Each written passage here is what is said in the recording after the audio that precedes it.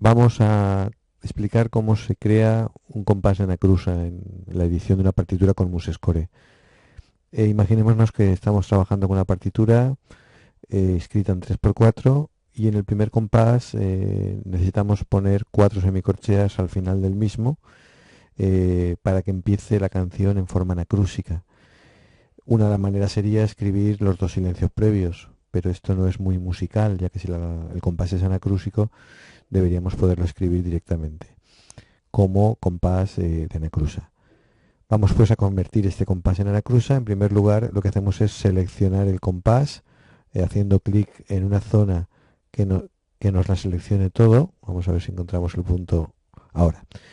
Una vez seleccionado todo el compás, le damos a la tecla suprimir para vaciarlo por completo y ahora botón derecho para hacer clic en el menú propiedades de compás. En este menú de propiedades de compás nos encontramos con dos tipos de compases. El nominal, que es el característico de la obra, en este caso es una obra escrita en 3x4, y el real para este primer compás. En este primer compás, como queremos que haya solamente 4 semicorcheas, pondremos compás de 1x4. El compás de 1x4 es aquel que solo admite una pulsación, una negra o el número de notas equivalentes a una negra. Marcamos también la opción irregular para que no cuente este compás como compás número 1, sino que lo cuente como compás 0.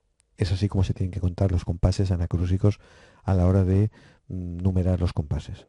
Le damos a aplicar, le damos a aceptar y a partir de este momento este compás aparentemente de 3x4 en verdad es un compás de 1x4 que nos va a permitir poner solamente 4 notas de semicorchea, en este caso porque deseamos poner 4 notas de semicorchea. Seleccionamos la opción de semicorchea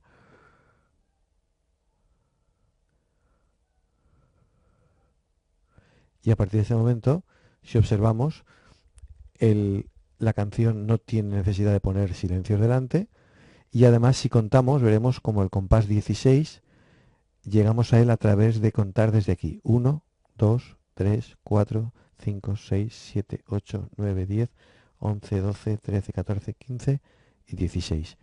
Anteriormente ese compás sería el 17 porque sí que contaba como compás número 1. Así pues creamos un compás de anacrusa.